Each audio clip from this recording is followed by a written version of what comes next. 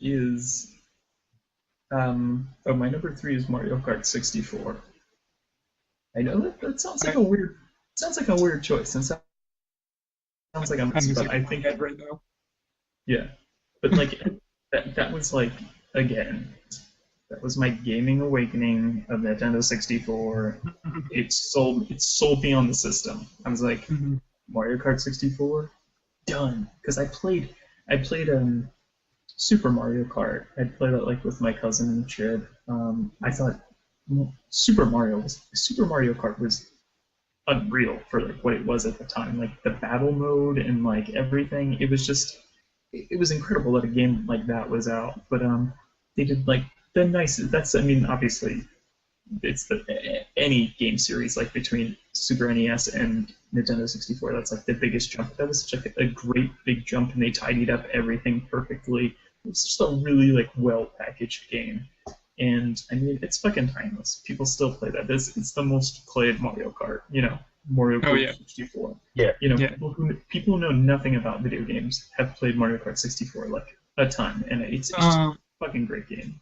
Real quick, what's your Yeah. favorite party mode? Battle or 150cc? 150cc. I do like battle, but it gets old. Yeah. Yeah.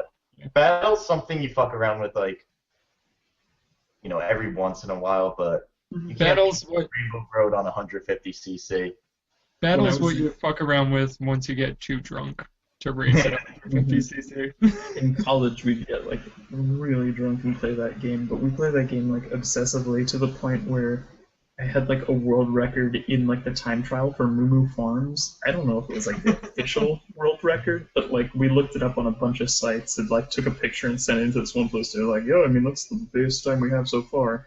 And I was like, "Oh yeah, That's amazing. yeah." It was Guinness Book of World Records! it was a So, it was a it was a so really fun time. you dodged all the groundhogs. None of them took you Oh, dude, I drifted the entire time. It was like bananas. I had it down to like a very very like crisp clean science of like how the bumps like when and everything. It was retarded. We spent way too much time playing that game. out. Oh yeah. Um, anyway, I mean all the Mario Kart games are great. They never really strayed except for what we were talking about before, Double Dash. I thought if that kind of strayed from the Mario Kart franchise. I spent a shit ton of time playing Mario Kart Wii. I really liked Wii. I really liked what they did with that. But and the fucking Game Boy one was incredible. So I don't know. Yeah. What's your guys' favorite Mario Kart? Uh, I'm probably gonna have to go with it's a toss up between the DS one, but I'll go with the Wii U one because I think the level design in it is really inspired. Plus, it's Mhm. just a beautiful looking game, Yeah. and they made it more about racing. Like items don't have the impact that the earlier games did. So, like if you get blue shelled, it's not the end of the world. You can still bounce back. It's definitely more skill based than the other ones, which I like. Plus, anti gravity and underwater levels, it's bananas. Yeah. Literally bananas. And now you can play as Link too. They just added all the old, like not all of the old, just all of the Nintendo characters are now in Mario Kart, which I don't know why they didn't do this earlier. Yeah. But yeah, you want to have Samus race Link on Rainbow Road, you can do that. I also miss like it's funny you talk about like the items because I really miss like Super NES where lightning would literally come like maybe once a month kind of thing. Like games don't have that like rarity anymore. Like it's just like crazy. Yeah. It's my shell, and I want it now. What Go about to you? show. Favorite Mario Kart? But yeah, we were talking about this actually a couple days ago, and I was kind of berating Nick and Joe because my favorite Mario Kart game is Double Dash. And Uh, for some reason, these two motherfuckers who would look great on a cart together don't like Double Dash. Maybe it's all the implied sodomy and camaraderie, but you know what? I don't have a problem with those. Maybe I'm a little bit more European progressive than these two. Maybe I want to race. Maybe I just don't want to throw items. I don't One question I do have. want racers. Maybe I don't I want like really, on the maybe you want to back play a game. like butt raping Mario. one question, because I haven't played a Mario Kart game since Double Dash, because I'm not 12. But Shots fired. but just I remember in Double Dash there were like special items, like each character had like a special item that they would get. Is They don't that do that a anymore. thing anymore? That's not a No, thing? they That was a realized dumb that was idea. the worst. Dude, So they took it fucking out. can you imagine like Link getting like a Triforce around him that acts the same as the three shells, except it See, doesn't spin around him, so no, there's no but blind that's spot? Or but that's Samus getting a charge shot and but like that's like wiping They'll out be all the racers in front of her? they'll that's be why able they to have do that's why something they have Super Smash Brothers. that You is- know, like Dude, why not Yeah, I like racing? everyone on the same level field. yeah, it's except like weight classes. That's it. That's all you need. Yeah, Yeah. yeah. Yeah, Double Dash was definitely more about the items than the racing, and I can see where I'm not a big racing game guy, so I don't really care about that. I like things to go boom, you know? And my number one game is Mario Party. Who's Mario Kart Party 2. Uh, Peak I level. think the game's inside the mini games. You know, it's really the game show. But yeah, I loved Double Dash. I thought Double Dash was great. Me and my best friend, who, not that these guys aren't my best friends, but my childhood best friend, Levi, we played Double Dash together all the time and would constantly yell at each other for fucking up, and it was great. You know, it was a very cooperative game rather than a versus game, which I think I liked as well because I prefer co-op games over competitive games, definitely. There was a kid across the street that I really didn't like, but I would go over his house to play Mario Kart 64. That's the only reason I was friends with him. That's also like If you see this podcast, kid, you know that Joey actually hated you. no, it's another kid in my neighborhood. I was only friends with him because he would play Tony Hawk Pro Skater with me. He was like way Oh, younger man. than me. It was just like, dude, I love that game though. That was another like fucking like what a fucking title, Tony Hawk Pro Skater. That opened up like a whole. Obviously, there's no more of those games. Yeah, But it opened up a genre that doesn't exist anymore. I would love to talk about that at some point, the death of the Tony Hawk series that was the, like, I don't know if you guys remember the skateboard peripheral that, like, came with the Wii version. It's like, Mhm. stand on the skateboard. Like, a Guitar Hero meets Tony Trying to Hawk. forget. Yeah, It's, it was a dark hurts. time. It was a dark time. but it makes me sad that like, no, I don't know. I won't get into it. Yeah, we'll talk about that later. So, Nick, what's your number 3? Well, I'm finally getting into more modern stuff, I guess. My number 3 would be Mass Effect 2. I mean, I think the Mass Effect trilogy, besides the last 5 minutes of Mass Effect 3, were some of the best storytelling in sci-fi, period. Like, not even just transcending video games, it had one of the best sci-fi stories ever. And I love Mass Effect 1. It's sort of unplayable now because it's really clunky and the controls are just not there anymore. But the story was great. You're like this hero saving the galaxy from this menacing threat. And then they completely like turn it upside down for Mass Effect 2. It's like the Empire Strikes Back of Mass Effect. Yeah. First 5 minutes, you die, you get killed, and then some pro-human terrorist group resurrects your corpse. And you go from being basically a Boy Scout, if you played the good mode, but which I would always go good. But you played basically a Boy Scout, Captain America, like, yo, let's save the galaxy, to being Go Joe!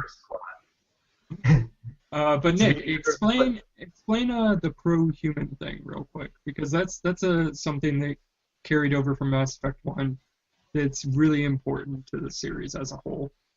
Oh yeah, well the whole point is humanity just discovered the mass relays, which basically makes travel really quick in the galaxy, and so the humans are very much a new race coming into like, you know, this whole galaxy of alliance of other races, and the other races are concerned because humans are getting more powerful very, very quickly.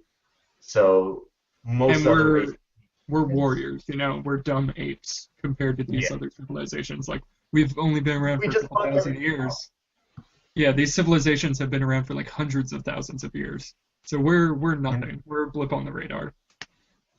and so this terrorist group called Cerberus, gets formed, and they're the ones who resurrect you. Martin Sheen is like the head of the terrorist group.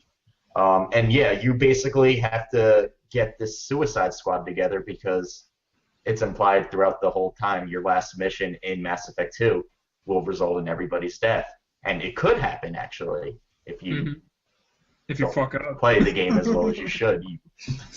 Yeah, if you fuck it up, your whole team can die. If you don't But kiss yeah, your squad enough, if you don't kiss them enough, they can all die.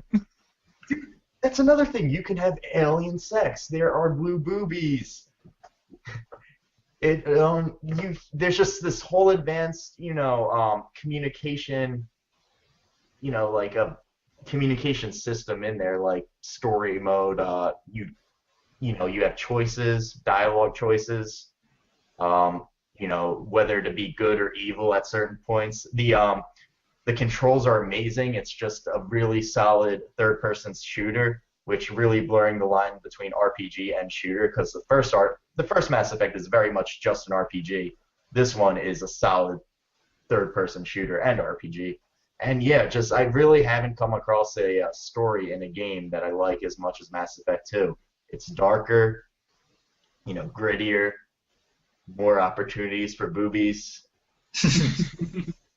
And yeah, Seth Green as Joker is at his best Would you when you don't. say would you say it's one of the best sequels of sequels, both movies and video games? Yeah, both movies and video games. It's the Empire Strikes Back of video games. Basically, it's up there with the best of sequels. It just takes the first concept and just adds so much more to it, Yeah, as well and as. that's what's great about your character dying in the beginning is, you know, that's Shepard from Mass Effect 1. He's dead. Let's make Shepard from Mass Effect 2. And you can choose to bring your character. That's another thing about Mass Effect. It's all one save file. So your Yeah, character from Mass Effect 1 is the same character in Mass Effect 3 if you played all three games. But you know, it's basically a clean wipe at the beginning of Mass Effect 2. You know, you can be the same Shepard you were in Mass Effect 1, or you can be a completely new Shepard because this is a new game.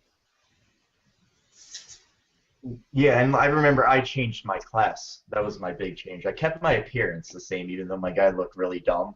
Because I decided not to go default. I'll make a stupid-looking guy that I tried to make look like me, and he had ginger hair for some reason, and like, oh, he was just an ugly, ugly shepherd. But yeah, I love, like, if you killed someone in Mass Effect 1, they're dead in Mass Effect 2. Yeah. And just overlaying storylines, it goes all the way to Mass Effect 3. Yeah. Yeah, Um, that was the first game of its kind to do that. if I can Really, interject real quick, yeah, uh, go. me and my brother played. I think I played Mass Effect 1 before he did, and then when I played Mass Effect 2, he was like, "This game looks awesome. Let me get your copy of Mass Effect 1 and play that." And then he played Mass Effect 2 once I was done Mass Effect 2, because we shared games a lot, because we were both big gamers. But yeah, I remember him telling me something from Mass Effect 2, like a storyline that had to do with this character Rex, who was a Krogan, which are like these like frog-like people, and they're like warriors in the game. They're super bull-headed, like bullfrogs, and you know they're super tough. And there's this point in Mass Effect 1 where like you need to do this part in the story, and if you haven't kissed Rex enough up until that point and told him everything's gonna be okay, he flips the fuck out and basically keeps you from progressing, and you have to kill him. So, you know, I'm not the type of guy that really is a big old softy and loving on the characters. So Rex got ganked, and he was not in my game in Mass Effect 2. He was like a D-list character to me because he was just this guy that stood in my way of completing my mission in Mass Effect 1. And my brother, on the other hand, Rex was one of his main party members all the way through Mass Effect 2. You know, Rex was one of his favorite characters, and he was like, "Oh, did you get this part in Rex's storyline?" I was just like, "Rex is dead. I killed that motherfucker." Yeah, he has such a big role in Mass Effect 3 too. It's also Yeah. like, yeah, there comes a point where you have to kill off one of your squad mates or whatever. It's like Ashley or I want to say Kaden, and Yeah. of course everybody kills the dude off because the girl has boobs. Dang, Ashley. Yeah. Um, so yeah, I haven't actually ever played. I haven't near to see in Mass Effect. Just so many branching storylines, which makes the ending even more depressing, where it comes down to, ooh, which color are you gonna see destroy the universe? One interesting, I actually really liked the Mass Effect 3 ending, the original one, before they changed it for all the whiny fans. But basically, like, the ending of Mass Effect 3, you are basically given this choice. And, you know, one of the underlying stories of Mass Effect 3 is that the Reapers, like this invisible enemy, can basically mind control humans and get them to do what they want by manipulating them. So basically, your choice at the end is down to three choices. You can either kill the Reapers, so you basically send out like a self-destruct that destroys all of them. Or no, you send out a self-destruct that destroys all the mass relays. Mhm. And does it destroy the Citadel as well? Um, yeah, I believe so. Yeah, I think it blows up all the mass relays, and it basically sends out this like shockwave that uses the Citadel, because you're in the Citadel, that's where you are. It basically sends out this signal and uses the Citadel as a gun to basically shoot all the Reapers and kill them all. So that's like the bad choice, actually. That's the red choice because you're destroying the Citadel. That's like bad. But you're killing all the Reapers. So that's a good thing. You know, the Reapers are in the midst of wiping out all life in the universe when this happens. And then the blue choice is you send out this like friendly pulse that basically just makes all the Reapers leave and go back to their like hibernation space out in the dark matter of the universe. And then you have this green option that actually melds all machinery with human organic life. So basically turns all humans into sentient. The Reapers have these things called like husks that basically they turn organic life into these robots to do their bidding. So it basically turns everything into that. Like it's still sentient to a point because the Reapers can mind control Yeah. people. So are you sentient? So that's like the, hybrid option that maybe it's good, maybe it's bad. But really, like, I think that good choice isn't necessarily the good choice. That's kind of like the Reapers being like, well, you beat us this time, but we'll be back. And Shepard still dies. You know, Shepard is basically the Neo of the Mass Effect universe. So he's dead. He's not coming back. Maybe he Get him does. to survive in one ending. Yeah, the green ending. I think he survives. No, Um, it's no, the red ending. If you have like a hundred yeah, percent, he yeah. survives. So that's what I'm saying. That bad choice, like maybe the bad choice is the good choice, and the Reapers have been mind controlling you the whole time to think that these bad choices are bad, when really they're not. It's the actual way to finally defeat the Reapers. You have to That's tear down all civilization to do it, but you take out the biggest baddie in the universe. And I think that was extremely deep and well thought out and amazing, and people were just too stupid to see it. I don't know. The thing was they didn't really like explain it as well. It was just, Yeah, they didn't you go explain it. in and the little kid was just like, oh, pick a color basically, Yeah. and it just didn't matter what your choices were leading up to. The only like I don't know. I guess I had visions of multiple endings that were severely different from each other, Hmm. like in Mass Effect 2, not just which color am I gonna see blow up all the mass relays. And I Yeah. thought that was just a huge disappointment how it just boils down to like one of like basically three identical endings. But Nick, Joker gets to bang that robot, and that's what's really important. That is important. That's the scene that the game ends on. This giant influential game, just Joker and his glorified fleshlight walking off into the sunset. I've never played any of the Mass Effect games. This last half an hour was me. Shut up, Joey. I drew you guys, though. Yeah, Joey, what'd you draw? I have Kevin and Nick. Oh, we're so sexy. You should draw us kissing. So it's Yeah, we should be kissing and holding hands with Shepard. Yeah. Oh, one quick point. I hear female Shepard is actually the way to play. That the voice actor that did the female Shepard was a lot better than male Shepard, and that. Oh yes, and the final one, because they had voice actors throughout. Yeah. But yeah, I hear that too. Yeah. He was such a bad actor. Yeah, he was really. Commander Shepard, and this is my favorite store on the Citadel. Oh my God! No, my favorite thing about Mass Effect is how toothy everyone is. Like everyone talks like this. That like, oh, my name is Shepard. I'm here to kill the Reapers. It's great. So monotone. He's basically the Peter Dinklage before Peter Dinklage. Destiny. Oh my God! Can you imagine Peter Dinklage like actually in the Mass Effect universe playing Shepard? Like, little, not to make fun of little people, but this would be very funny. You know, to have a tiny Shepard. I would love that. But anyway, to avoid offending anyone, let's move on to my number 3, which might offend some people because it was kind of a controversial game when it came out, and we can talk about that. But my number 3 is the original BioShock, kind of the BioShock series as a whole, but I never played BioShock 2. I don't really consider BioShock 2 a part of the series. So BioShock 1 and BioShock Infinite. And just to talk about BioShock 1 and BioShock Infinite, BioShock 1's a lot different. It's a lot more survival horror-y. Like it's a scary game. There are scary parts of that game. Like there are parts of that, and I'm not a person who plays survival horror. Nick and Joe know this. I cry like a baby when I play survival horror games. PT that recently came out for the PSN, I played that for about 15 minutes and almost had a heart attack. So BioShock's jump scares made me poop myself a little bit when I was 16 or so when that game came out.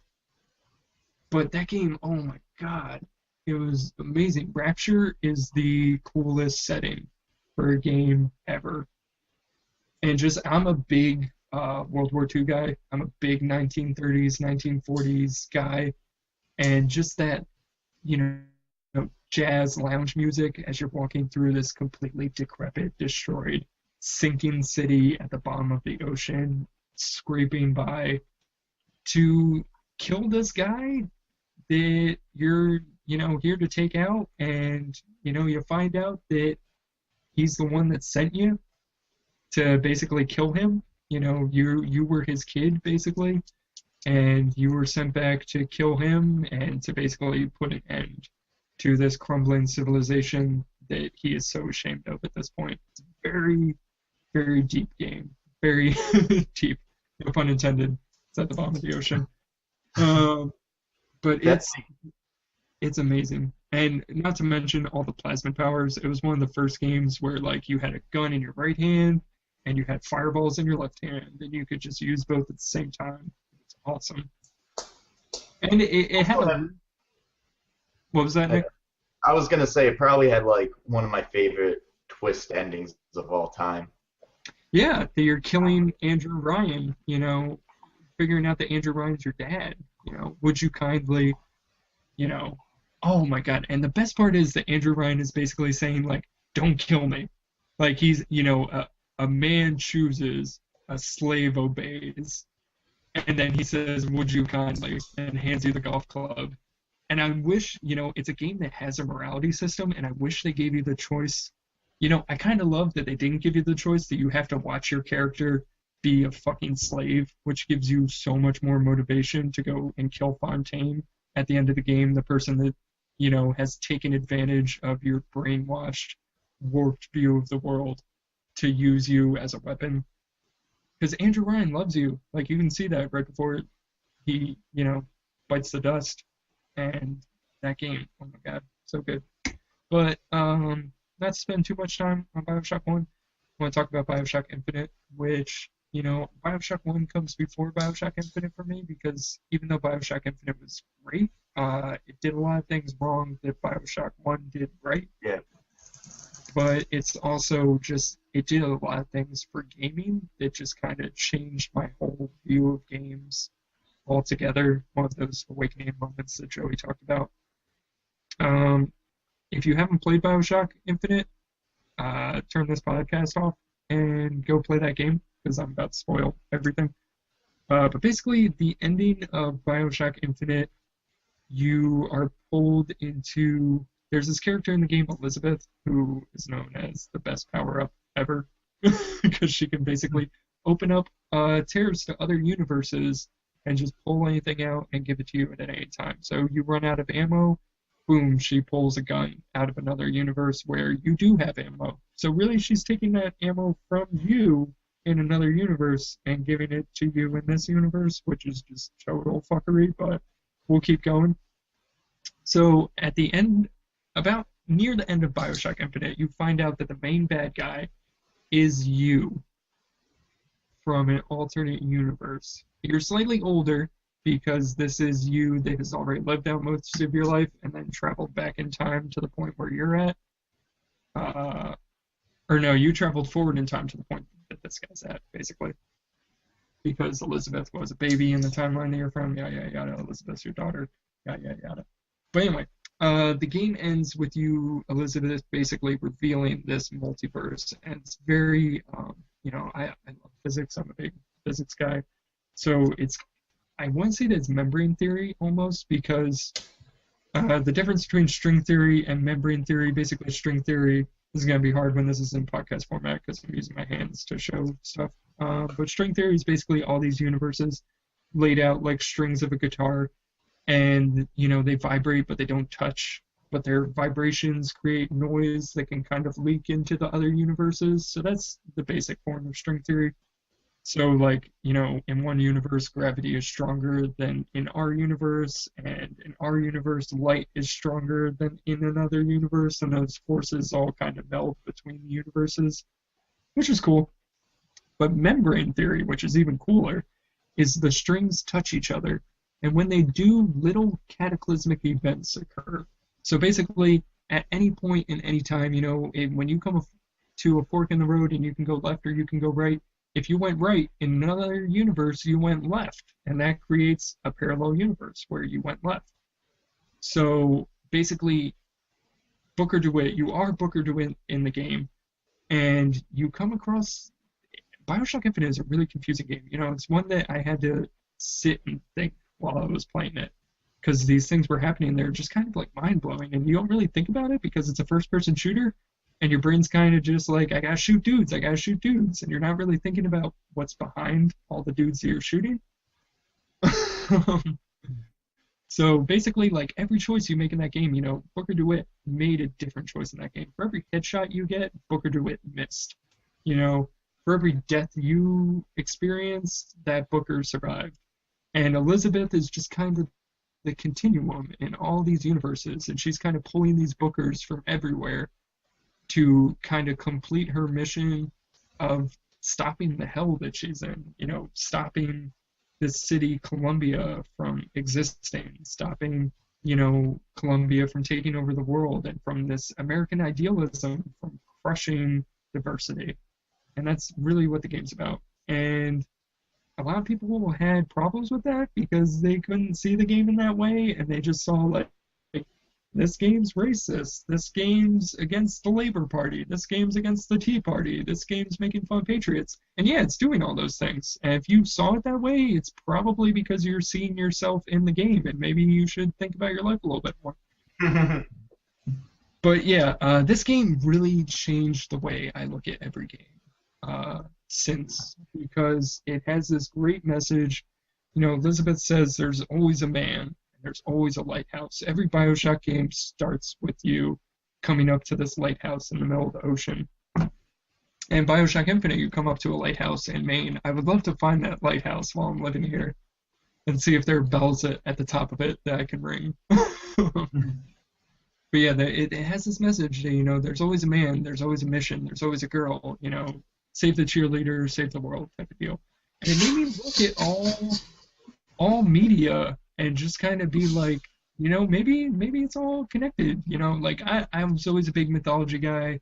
I'm a big reader, and I do understand that, you know, Romeo and Juliet has been told 38 million times in different ways, but it made me look at video games in this way, which I've never really looked at that before. And, you know, every single shooter, a lot of people harp on BioShock Infinite for being a shooter, but I think it does a great job in, you know, really looking at first-person shooters in an analytical way that's never been done before. And, you know, maybe every single first-person shooter is exactly the same. You're just a guy. You're going for that lighthouse. You're trying to get that girl. Even if you're in Call of Duty and you're just shooting terrorists in the face, you know, maybe because in that world there is no girl. You know, the girl already died. The girl is missing. You know, that continuum that holds the world together has just brought chaos onto this universe. And, you know, that's just, it's really changed everything. Dark Souls 2 also did that for me, but we'll talk about that later. So, do you guys have anything to add on BioShock or BioShock Infinite? Anything you want to put in? Well, yeah, I played through BioShock Infinite, I guess, when it was released. And just from an immersive standpoint and, like, a setting standpoint, I thought it was pretty revolutionary. Like, just entering Columbia, it felt like a living, breathing world, which I loved. I go under the class of people who really enjoyed my time with BioShock Infinite. My one complaint was the lack of a real boss, I guess, throughout the whole game. Yeah, then just Songbird destroying blimps at the end of the game. Like, God, like, why? The Songbird was such a well-designed character who would have been such a cool boss, and he becomes on your side. And use your bird gun to kill the people. Him. I thought that was going to be the end, but yeah, the end was mind-blowing. Real quick, Nick, did you ever play the DLC for BioShock Infinite? I have not played the DLC. If you still have BioShock Infinite, play Burial at Sea, because it's even more. It takes the story and the introspective look even farther into the series. You know, it takes you back to Rapture, and it's this like alternate Rapture, and it's great. Mm-hmm. It's really, really good. I'll definitely check it out. Joe, did you play BioShock Infinite? I haven't played any of the BioShock games. Ooh, another one. We're gonna have to give you a list of games to play if you're gonna stay on this podcast. That's the thing, is that I've gone through like so many different like periods of my life where I totally fell out of video games completely, and I feel like I totally missed that entire era of video games. So yeah, it's just it's gone at this point because there's no backwards compatibility. Yeah, it's true. Good. They don't take too long to get through. Like, they're what, like 10, 12-hour games? Yeah. So it's like a Call of Duty. Well, no, actually, I guess Ghost was like 12 hours, but yeah, it's just a typical first-person shooter campaign length. Mm-hmm. So it's not like Mass Effect where you could easily put like 40, 50 hours into that game. Yeah, it's not an RPG or anything. Yeah, so where are we on? So at this point, if you're listening on the podcast, I would probably cut at this point and be like, hey, go watch episode 2. Or you know what? It might have been even earlier, because I feel like we've gone on for like 2 hours at this point. So this was going to be the point where I was going to cut them, and then go on for another 2. But, you know, since you're watching on YouTube, just feel free to continue to waste your time.